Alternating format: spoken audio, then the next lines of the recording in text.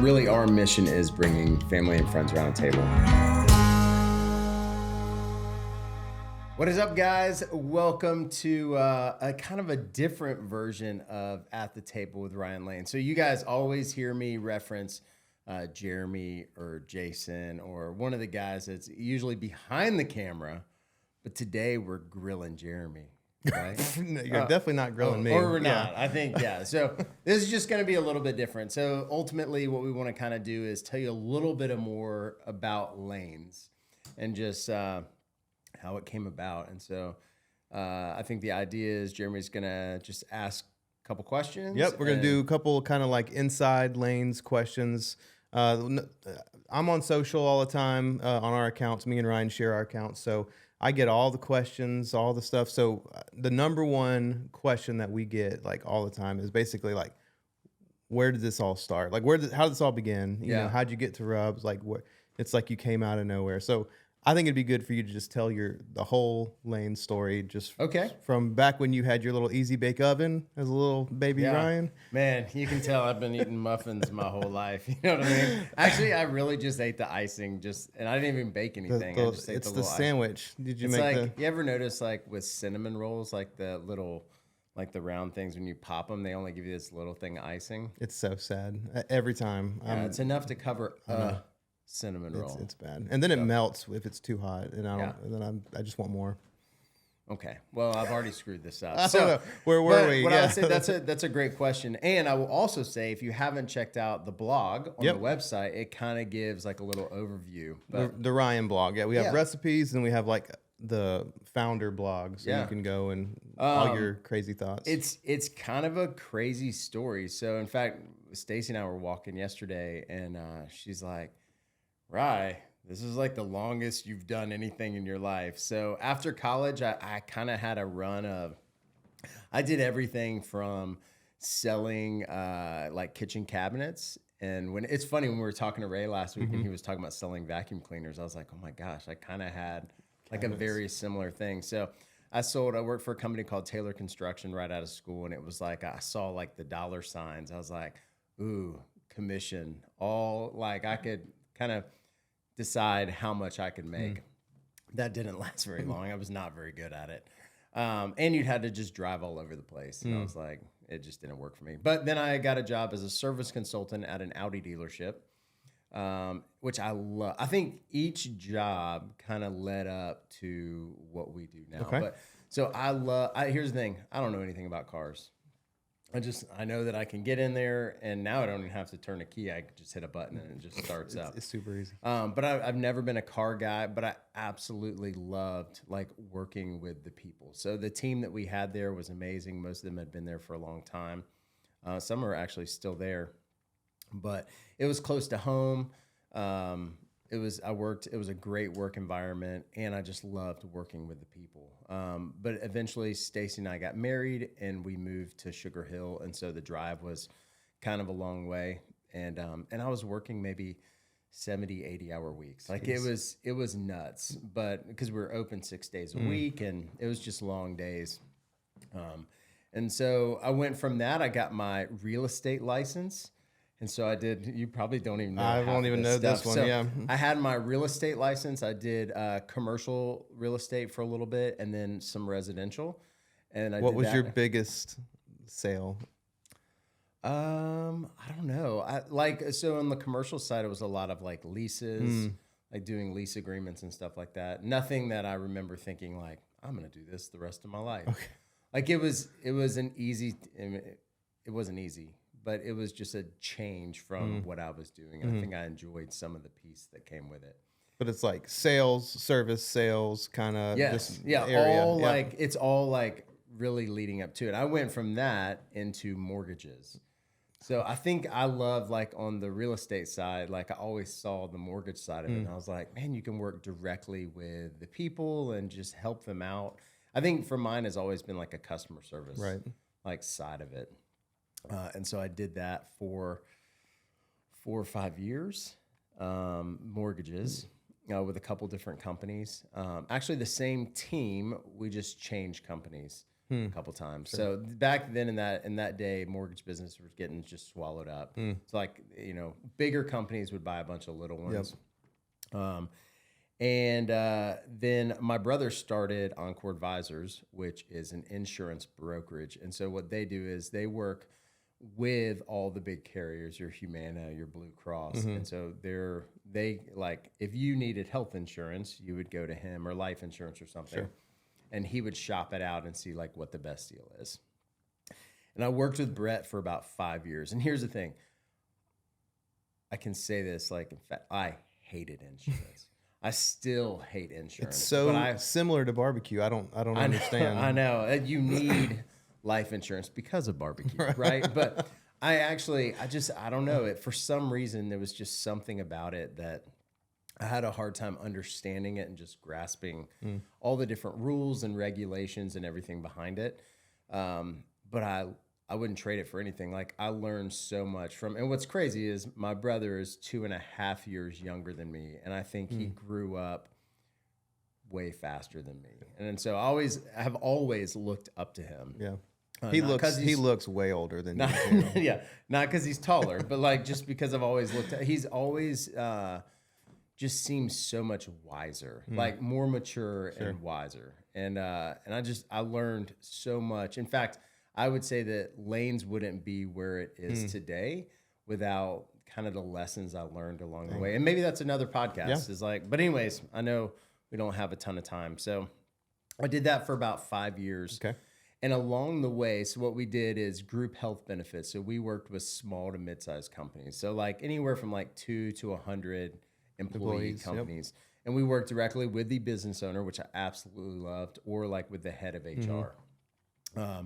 And then basically we would do is, pull the census together, shop it out, and then kind of meet with them. And I was like, this is boring, And, but we also started doing 401k accounts. And so we added on a big account, and with the money, we bought a smoker. And so Brett and I have always loved just like cooking. And so, it just was a natural thing. Did that start, like, where did that start in college? Did that start with your Easy Bake Oven when you were? For me, I don't know. I think it did. For me, yes, it was definitely a college thing. Like, I loved it at the fraternity house. If like we had a big grill and we were having people over, like we'd do burgers. And then I had 2 roommates who were twins. They actually grew up in Roswell. They lived 2 houses down from my dad, but Will and Mary Alice Amison. And it was probably, I guess, my senior year. All the years in college kind of ran together, but I'm going to say my senior year, lived with them. And it was like this awesome house. It was a great environment, but they had a grill out back, and Will used to work at Whole Foods.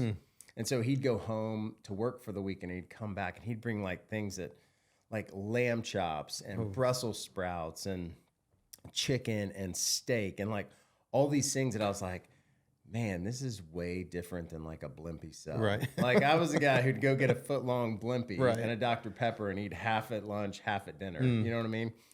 And I remember thinking, like, my world is changing. Like, just in like the way that I saw food. Right. And probably 3 or 4 nights a week, like, we'd fire up the grill, we'd cook, and then we'd all just sit around the table. And I remember like some of the best conversations I had in college, like, revolved around a table. That's cool. And so that probably is like where that thing triggered in my head of like true fellowship tends to happen around a table. And so that's what happened. Brett and I bought a smoker. We actually did a couple. So my mom's company was that she worked for was having like their 25th anniversary, I think, and they wanted to do a pig. Oh, that's cool. And I was like, we got a I'll smoker. do it. Yep.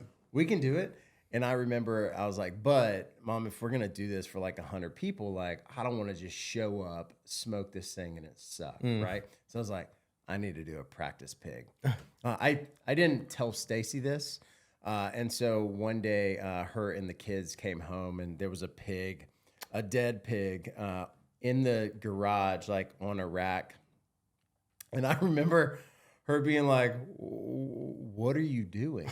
And my daughter, Ansley was probably like 2 or 3 at the time, and the pig, like, it had, recently been killed, and there was still some blood like dripping from its nose. And she like went and got flowers from the yard, and she had like a little funeral for it. And I was like thinking, like, I love like the innocence of a kid. Meanwhile, like Stacy, I think, was filling out the divorce papers. I'm sure not sure, she but was, not too happy. but I just remember thinking, like, and then so I had a buddy come over. He had to help me because we had to get the grate into the smoker. And I remember staying up all night long and smoking that thing, and like it was quiet. I just had time to think and just process. And I remember thinking, like, just dreaming about insurance.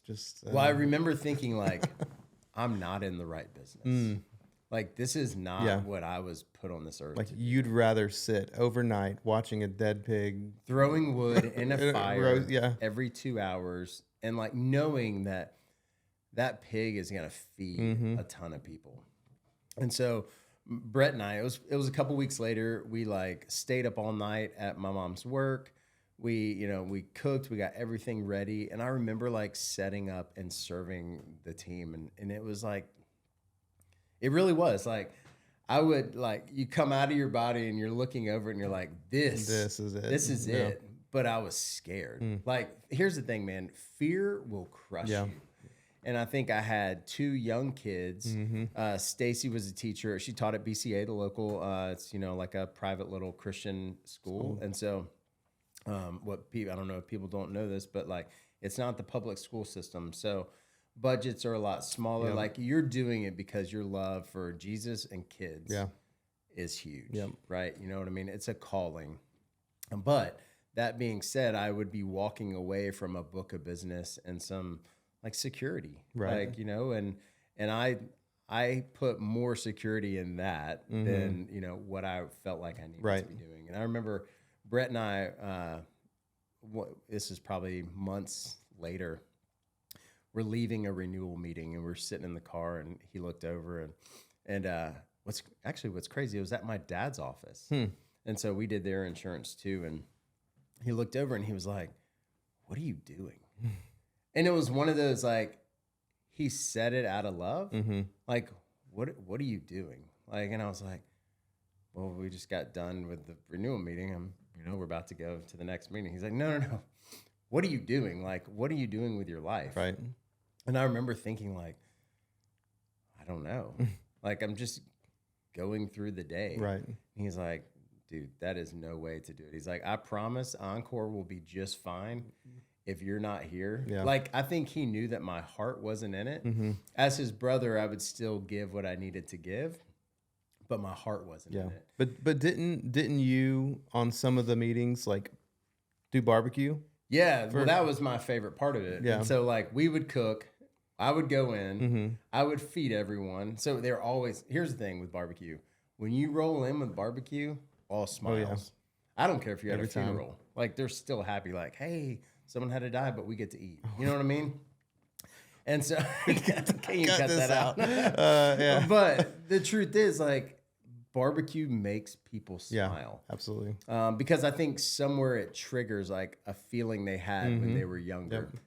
And that's what I would do though. I would go in, I would feed them, they'd be fat and happy. I would check out, Brett would check in, bore them to tears, but no one seemed to be upset anymore. Right. You know what I mean? Like, insurance is never a good thing. It's always like your rates are going up or, there's never good news. No. So do you think Brett saw, like, if you never did the barbecue thing for the insurance, you think that you'd still be there? Or do you think he saw like, no. Whoa, you really enjoy Brett's this? always 2 steps ahead of me. Yeah. So like I think it was intentional on his end. I think he knew that if we got the smoker, it would lead to ultimately like me figuring out what I wanted something else. To do. Okay. And so, but that's really the way it worked for probably 6 to 12 months. And then he would just drop hints here and there. What are you finally, doing? He knew that it would have to get to a point where I was just like, something has to change. Yeah. And I remember one night we were sitting on the couch with Stacy and I forget I don't know what we were watching, and I was like, hey, and I'd asked her several times and she's like, whatever, I think I'd changed jobs so many times that she was probably like, oh, great, it's just another thing. And finally I was like, hey, listen, I could still do this insurance thing, but just on the side, I think I could sell barbecue. And she's like, whatever. And I think really she was into the show and she was just trying to pacify me and be like, okay. You didn't plan that out at all. Yeah. And I remember thinking like, this is my shot. I'm not going to ask any more questions. Like, I'm just going to take it and run with it. And so you got a soft yes. I heard a strong yes. Yeah. So much so that I didn't ask any more questions. Yep. I just checked out. But I remember thinking like, this is my chance. Like if I'm going to do it, now I have to do it and I have to prove to her that like this could work. And so I was like, okay. So she's like, what are you going to, this next day or something. She's like, what are you going to do? I was like, well, actually I went to, there's a produce stand in Loganville called 3 Peas in a Pod. I think they're in a different location now, but it was right on 78. Great traffic. We used to go there every Sunday after church. And I remember I was like, I went there and the guy's name is Dave. And I was like, Dave, like, do you guys ever like have anyone here that sells barbecue? He's like, we do, but typically like it's not great or like they sell out super fast and then they're just not consistently here. And so we don't have a ton, but like I knew him. We talked to him every week. And I was like, I've got a smoker. I've got this huge passion for just feeding people. Like, do you think that, would you mind if I came and set up? He's like, yeah, how about Saturday? And I was like, yeah, that sounds great. And so I think it was probably a Thursday and he was meeting the next, I maybe had a week to kind of like plan put it together. out. And I wasn't big on social media. Like I didn't do a lot on Facebook or anything. And I remember I had set up like a Lane's barbecue account. Damon had helped me do that. And I put it out there that I was going to be out there the next weekend and just went and loaded up on brisket and butts. And I think we maybe did smoked chickens or ribs or something. And got out there. It was a beautiful day and got the tent set up. Stacy was there and my brother-in-law, Thor, who works with us. He has for the past 6 or 7 years. He helped me out. I remember at the end of the day, he was like, Ryan, if this thing ever takes off, like, I want to come do this. And I was like, okay, thinking like, this is never going to take off. But we ended up selling, I think we started at maybe like 9:30 or 10. And we sold out in probably 2.5, 3 hours. And I remember thinking like, they're going to be mad. Crap. Yeah. And we had a great crowd. I had, the smoker was packed. We sold a ton. And I remember I walked in and I was like, hey, Dave, man, I'm so sorry we're out. He's like, can you come back next week? And I was like, what? He's like, I don't care that you sold out. First of all, let me tell you, every person that came in was so pumped that you were here and like was so excited. And they bought produce and they bought honey and he's like, I've sold a ton of stuff. That's awesome. And I remember thinking like, okay, so it's not necessarily about it. It's drawing a crowd. Right. Like what can you do to draw a crowd? And I remember just going home and I was sitting at the kitchen table and, you know, it had like money out and trying to figure out like, did we make any money? Because I had to buy a couple things leading up to it. And I remember thinking like, I don't know that I could do this the rest of my life. Like it's hard. Right. I was like, but I felt so alive. And I remember this was October of 13. Yep. And we did this every single weekend until New Year's. And so, and we would come up with a different special, like a different sandwich special every week. And it was fun because like the whole family was involved. So like Ansley had one, Riley had one. And then it was probably like the first or second week in January, and we had gone and cooked there. And then later that week, I get a call from Dave, and he's like, hey, man, do you have a license? And I was like, yeah. And I did. Like I was working out of a shared kitchen. Yeah. Yeah, a license to operate illegally? Yes. No, but so I worked out of a shared kitchen, so we had... not health insurance. We had liability insurance. Like we were covered. I thought we were, but we didn't have a mobile service permit. Yeah. And were y'all like dealing out of like a big like lemonade stand kind of deal? Wish. That would have been a lot cooler. No, I rolled up with a tent, a smoker, just a tent and a table. Okay. Yeah. No, it was And during the winter, like I wish we had like an enclosed. But that's considered a mobile yeah, food it was because service I wasn't operating out of a building. of a building. Okay. Yeah, even if we'd had a trailer, it would have been considered a mobile unit. yeah. Yeah. We weren't set up at all the way we needed to be Right. set up. And a local business wasn't happy because we were drawing away from the crowd on Saturday. And so they made like an anonymous call. Yeah. And so I had said, look, Dave, I don't have it. Let me look into it. And when I looked into it, like with Walton County, to get one, it was going to be so tough and really expensive. And I didn't see a way to make it work. And I was like, all right, there's got to be another way. And it was crazy. Stacy was having a play date. The kids were little, and one of her friends was over. And I had gotten home, and I was like, man, you guys won't believe this, but like I can't sell out of the place anymore. It was actually Stacy who turned you in. Probably was. She's like, dang, you put that pig in my garage. Dude, yeah. But I remember Sarah was like, hey, you know, there's a spot over in Bethlehem, like right on the main drag. And I was like, what are you talking about? She's like, it's a house for sale. It's been there forever. There's a huge sign in the yard. And I was like, we drive our kids to school there every day, and I've never noticed it. I jumped back in the car, drove over, and I saw this house. And the reason why is because it looks like it just looks like a house. Someone's primary residence. Yep. You know what I mean? And what's crazy is people still to this day are like, hey, where do your kids, like, do y'all live in the back of the house? And I was like, we pull the attic down and we shove them up there. We go upstairs to the penthouse. But it was just a ranch style house. And I remember calling, and it's like, I came home and I talked to the agent, and it looked like it's something we could do. And there was already a company in there that was catering.